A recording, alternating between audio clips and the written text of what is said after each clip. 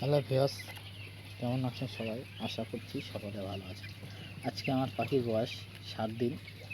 7 দিনে পাখির body weight হয়েছে 230 গ্রাম করে গড়।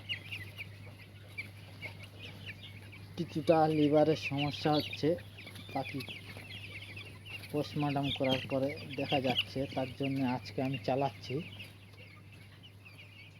1050 ml করে Li52, যাতে লিভারটা সতেজ হয়। এবং এই লিভারের কারণে এসব পাখিগুলো উল্টে যাচ্ছে। এই পাখিগুলোর লিভারের সমস্যা হচ্ছে, তার জন্য আমি আজকে জল শোধনের সাথে Li52 চালাচ্ছি 1050 ml করে। আমার 3000 বার্ড, তার জন্য আমি 150 ml নিচ্ছি। দেখুন,